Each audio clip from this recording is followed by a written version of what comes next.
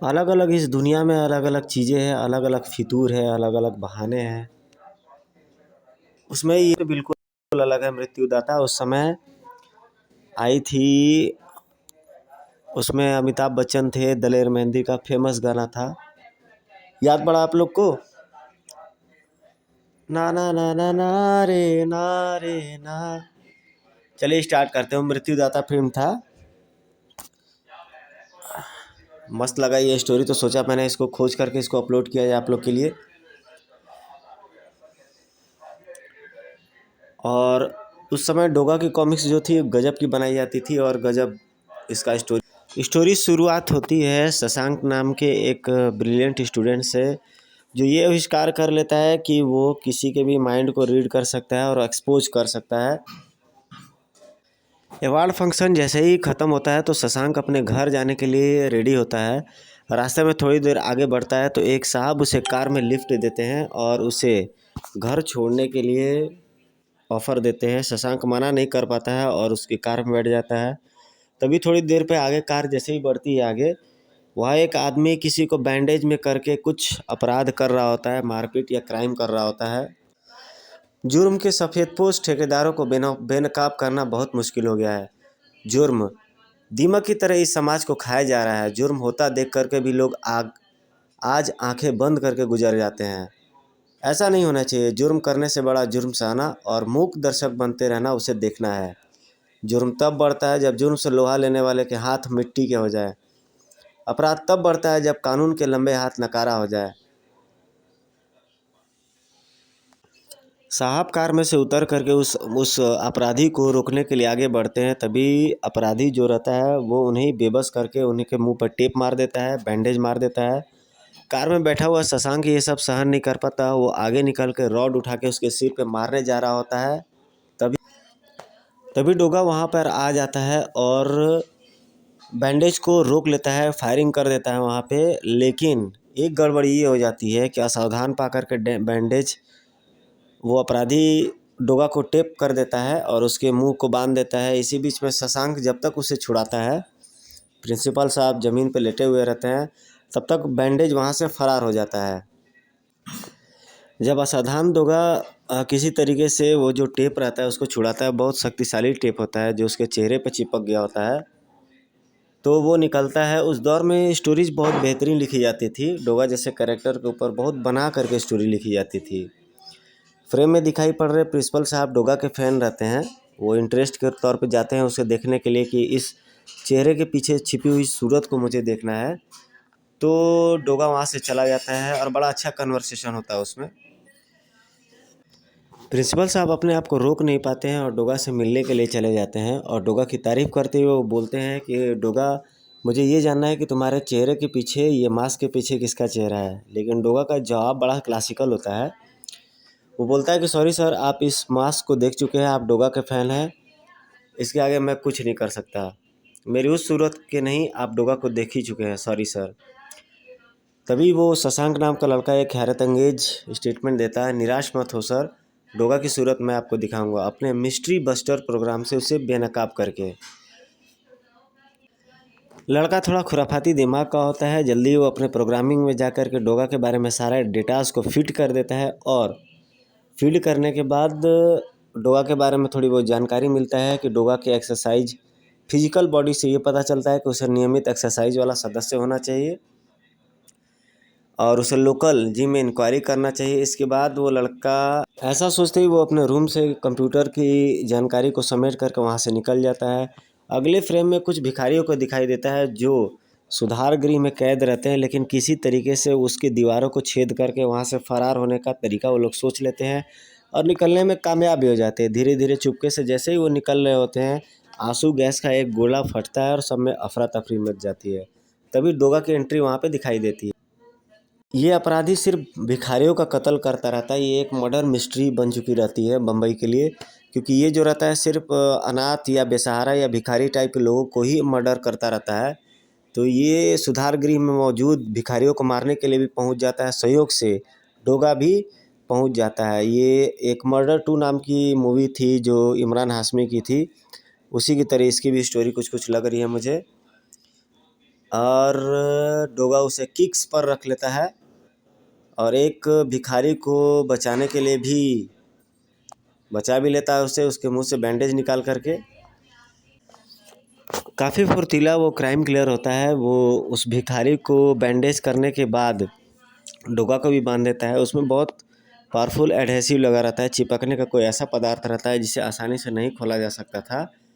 मगर डोगा को पकड़ने के बाद उस पर अटैक भी कर देता है, उस पर टेपिंग भी कर देता है, फिर से उसकी तरफ एक टेप उछालता है, लेकिन इस बार डोगा सावधान रहता है और अपने जगह से हट जाता है। वहाँ आंसू गैस का गोला भी फेंका रहता है, जिसकी वजह से डोगा की आंखों में जलन रहता है। इसी बीच वो हत्यारा जो है कि डोगा को चैलेंज कर देता है कि वो अगर उसमें दम है तो उसे रोक करके दिखाए। फिर से एक दो भिखारियों को बैंडेज करके और फिर से डॉज दे करके वहाँ से निकल जाता है। और डोगा अपनी आंखों में हो रहे जलन को कम करने के लिए वहाँ मौजूद नल के पानी से आंखों को धोता है। एक साथ 8 भिखारियों को मार देता है, जिसकी वजह से डोगा काफ़ी बौखला जाता है और कंक्लूजन निकालता है कि क्या वजह रही होगी। वो सब सुधार गृह से फरार होने की कोशिश में निकलते ज़रूर हैं, लेकिन उन पर आंसू गैस के गोले फेंक करके उनको कैप्चर करके उसमें से 8 लोगों को वो टेपिंग के ज़रिए मार डालने में सफल हो जाता है। यही बात से जो है कि डोगा चिढ़ जाता है और सनक जाता है। इधर वो लड़का जो है कि कंप्यूटर पर खुराफात करते करते काफ़ी फ़िल्टर लगा लेता है। लेवल में लगा देता है कि डोगा का फीट 6 है, तो उसमें से लिस्ट में से उन व्यक्तियों का नाम काट दीजिए जिसका कद 6 फीट या उससे कम है। बाकी बचे बॉडी बिल्डर की संख्या 53। कुल 3000 बॉडी बिल्डर्स हैं, उन बॉडी बिल्डर्स के नाम निकाल दे जो भी फ़िल्टर पे फ़िल्टर निकाल के दो तीन लेवल तक वो कंक्लूजन कर लेता है और उसके दिमाग में आ जाता है। बचे 50-60 लोगों में से उसे छानना रहता है।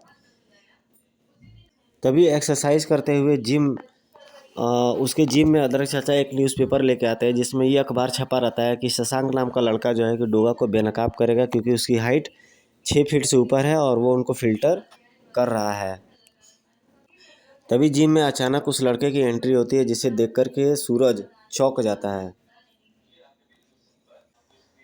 वो जिम में आकर के डायरेक्ट सूरज को बता देता है कि आप भी डोगा के डॉग लवर हैं, इसलिए हो सकता है कि 36वें सदस्य वो आप ही हों। कुल मिला के 34-35 लोगों को वो फ़िल्टर करता है, जो जिसको कि उसको बेनकाब करना होता है कि ये लोग में से एक कोई डोगा हो सकता है।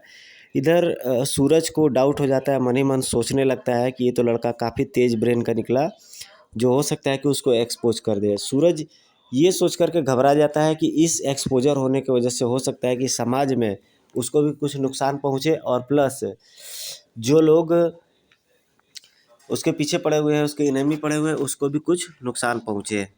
इसलिए रात में डोगा जाता है उससे मिलने के लिए। पता कर लेता है कि उसके फादर बिजनेस टूर पे जाते हैं और डोगा जाता है उससे मिलने के लिए। वहाँ पहुँच कर के डोगा सरप्राइज़ हो जाता है और वो देख लेता है कि जो शशांक नाम का लड़का रहता है वो फ़िल्टर पर करते करते बहुत ब्रिलियंट तरीके से पहुँच जाता है। डोगा हो सकता है ऐसा आदमी जो किसी साधन संपन्न परिवार से संबंध न रखता हो, क्योंकि डोगा अभाव और जुर्म की दुनिया में पलकर बड़ा हुआ व्यक्ति हो सकता है। जिसे ज़माने से ठुकराया हो ऐसे व्यक्तियों का नाम काट दे जो साधन संपन्न है। बाकी बचे हुए व्यक्तियों की संख्या 20। लेवल 7 पर मैं पता कर लूँगा कि डोगा कौन है। अब डोगा के बहुत निकट हुआ। सचमुच शशांक डोगा के बहुत नज़दीक था। Maruti 800, level 6 RX 100 Yamaha. डोगा ऐसा व्यक्ति हो सकता है जो दिन में रोजगार भी करता है और आराम भी करता है, क्योंकि इससे उसका कार्य रात्रि में शुरू होता है। डोगा को कुत्तों के साथ समय देना भी अनिवार्य है, यानी वो दुकानदार या रफ्तार का बाबू नहीं हो सकता, क्योंकि उसके लिए 8 घंटे की ड्यूटी अनिवार्य है।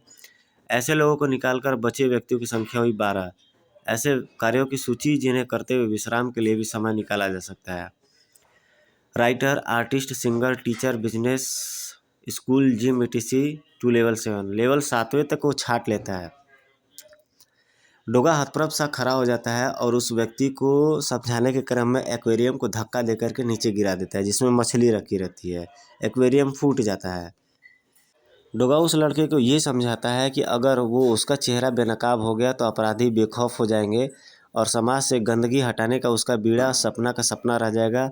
अपराध काफ़ी बढ़ जाएगा, क्योंकि लोग अपराधी उसे जान जाएंगे तो कोई ना कोई उसे टारगेट करके हमेशा के लिए रास्ते से हटा जाएगा, जिसलिए अपराध पनप रहा है, अपराधी और उस समाज में बढ़ जाएंगे। साथ ही साथ डोगा उसे भी ये समझाता है कि तुम अपने नादानी से डोगा को ख़त्म कर दोगे, जिससे कि गरीब बेसहारा निर्दोष लोग कराहेंगे, तड़पेंगे, क्योंकि उनकी चीखों को सुनने वाला कोई ना होगा।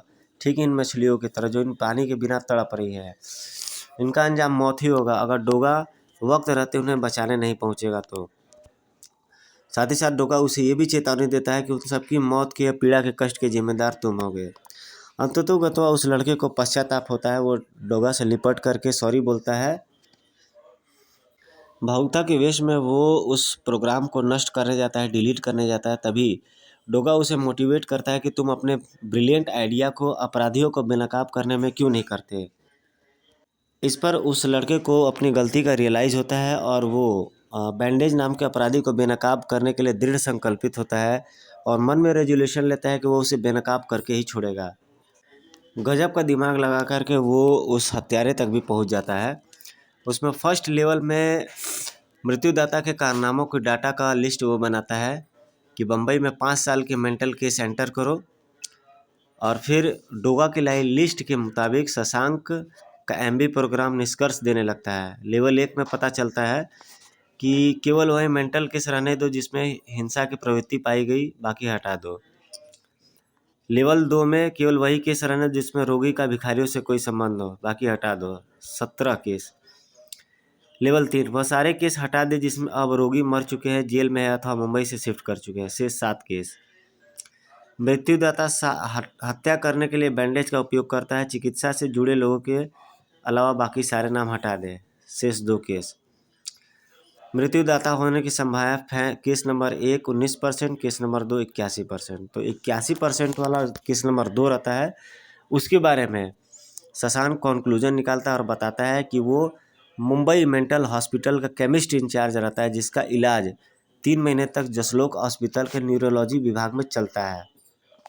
तभी उस रूम में उस हत्यारे की एंट्री होती है, जो इन लोगों की बातों को ट्रेस करते करते ड्रेसअप होकर तैयार होकर के आता है और आते ही डोगा को बैंडेज टेप मार देता है। वो लड़का किसी तरीके से अपने कुर्सी से थोड़ा सा हट जाता है, लेकिन डोगा पर वो टेप मार देता है। तभी बचाने का उसका प्रयास करता है शशांक, और उस टेप को कैंची से काटने का प्रयास करता है। डोगा बचने के साथ उसे पंच मार के गिरा भी देता है और अपने मुंह पर लगी हुई टेप को हटा भी देता है किसी प्रकार से खींच के। इसी बीच शशांक चीखता है कि मार डालो इस हत्यारे को, डोगा जितनी गोलियां हैं उसके सीने में उतार डालो। डोगा जैसे ही अपना गन निकाल के फायर करने जाता है, वो बैंडेज नाम का वो जो हत्यारा रहता है फिर से एक टेप उस पर फेंक मारता है, जिससे कि गन उसके हाथों में जाम हो जाती है और फिर से वो एक टेप उछालता है। लेकिन इस बार डोगा जो है टेल्कम पाउडर का स्प्रे मार करके उस टेप पट्टी को बेकार कर देता है, क्योंकि टेल्कम पाउडर का स्प्रे जब भी स्टिकी चीज़ पे लगता है तो वो उसका जो ग्लू होता है, एडहेसिव होता है, वो ख़त्म हो जाता है।